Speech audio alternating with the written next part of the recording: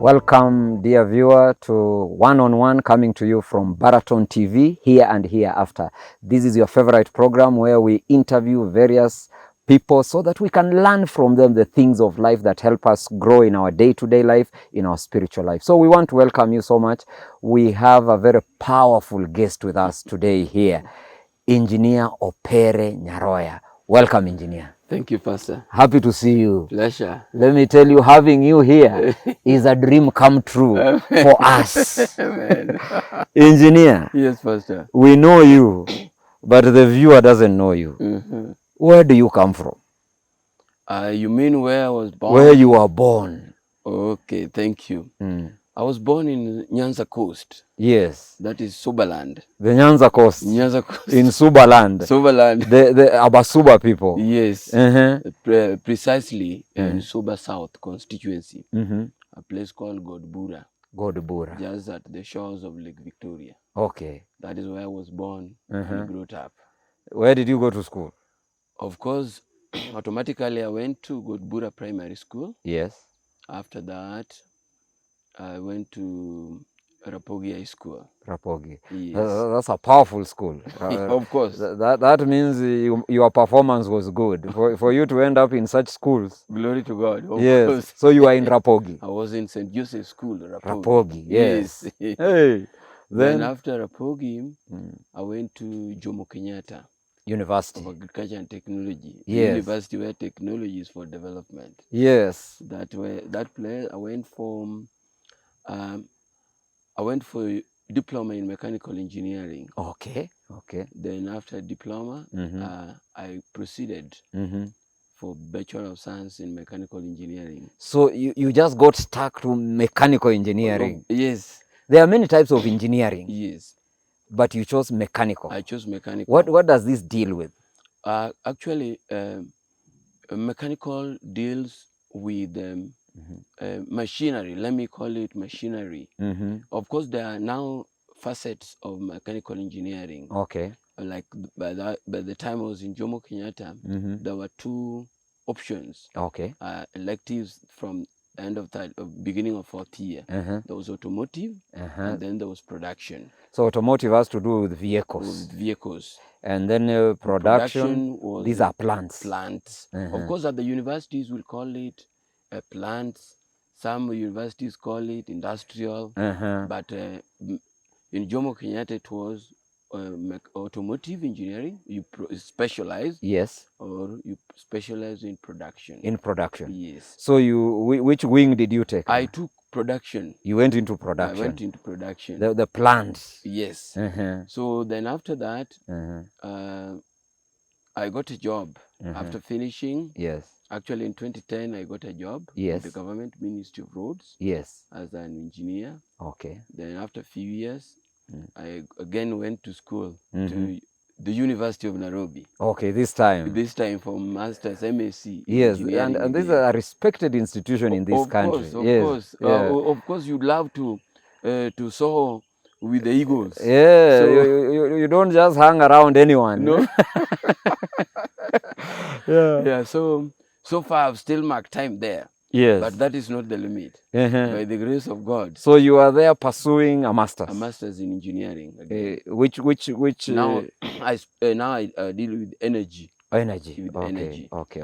But fortunately, unfortunately, yes. When I got a job, yes, I got in the wing of vehicles because it was in Ministry of Roads Mechanical Department. Okay. So in work, now you are in automotive. I'm purely in automotive. But in preparation. In preparation, yes. Of course, it was production. Yes. But I would say it was not per se because from first year to third year, yes, it was engineering. The specialization was only in fourth year. Yeah, at the end. Yeah. And so, of course, the preparation is proper. It was proper. Yes. Yeah. So that is where I also after Ministry of, in work, after Ministry of Roads, I was seconded to the National Transport and Safety Authority. NTSA. NTSA, because Yes. NTSA was formed in Act of Parliament in 2012. Okay. But it came into real operation in 2013. Okay. So I was seconded there. Yes. As the engineer in charge of motor vehicle inspections in Nairobi. Yes.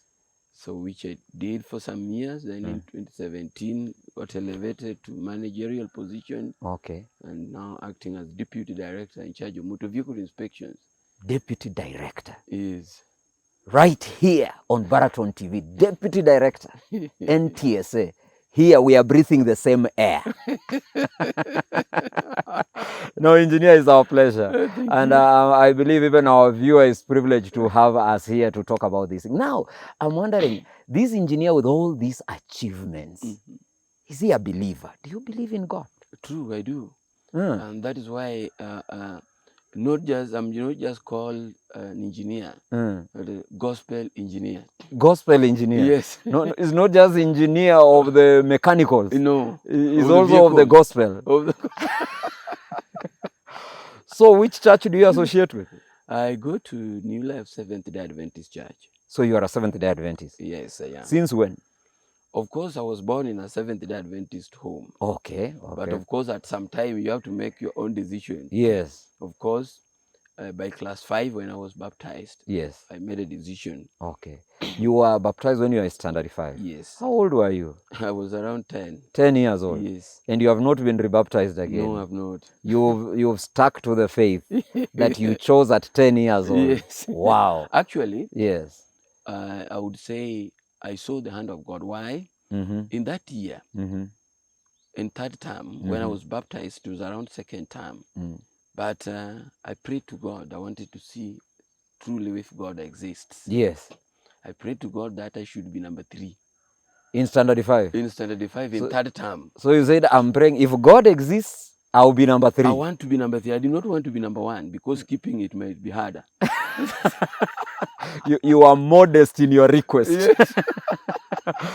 So you said, God, give me number 3 and I will know you are there. Yes. And you know, this was a 10-year-old boy with difficult questions for God. Actually, I was baptized at 9 because it was in that course of that year. Yes. It was the end in October when I transited to be 10. Okay, that's your birthday. Yes. Yeah. So, to my amazement, I was number 3. And in addition to that, God did not only give me that. Yes. I was the leading in GHCRE, Geography, History, Civics, and CRE. Yes. Also in Science, Agriculture, Art and Craft and Music. You are leading. I was the leading. But since you wanted number 3, God... He gave me number 3. Number 3. But with additional.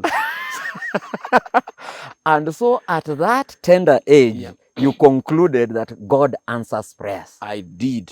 Of course, I was praying in mother tongue, in Luo.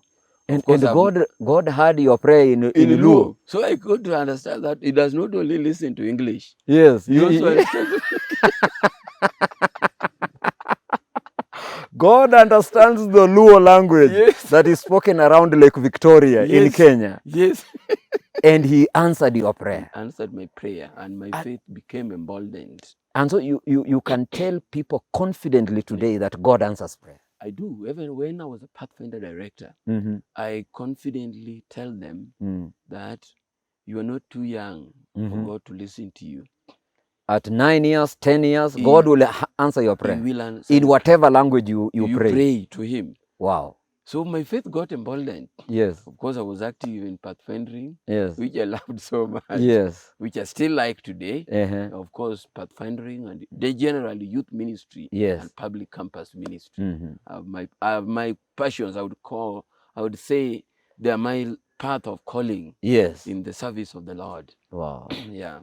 No, we want to thank God for you so much. So you've remained in the faith, you remain to be a Seventh-day Adventist. Yes. Is there anything you remember in your upbringing up to where you are that is an experience that you say, this one I see the hand of God in leading me, when you look throughout your life until where you are? Of course, in totality, I would say I've seen the hand of God. But most conspicuously, I've seen the hand of God in my education. Okay. Of course, in the course of education, I've learned to apply Revelation 14:12.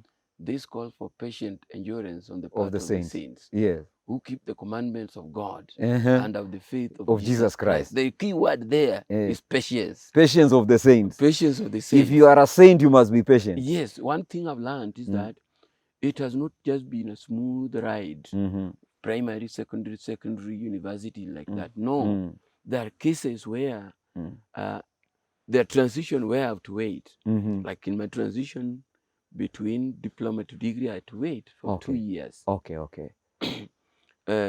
Even secondary to the university, I was not meant to go to Kenyan University. Yes. I was meant to go to an overseas university. Yes. But shortly before it happened, I went. Something happened.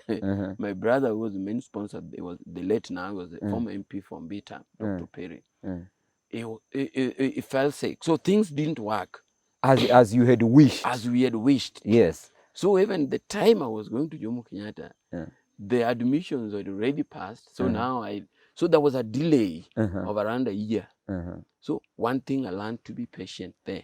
So patience is important. Very key. Can you tell our viewer one thing about patience? Because I think there are many impatient people in this society. You know, one thing I like is that you find God allows you to pass through a situation where there is nothing you can do about it.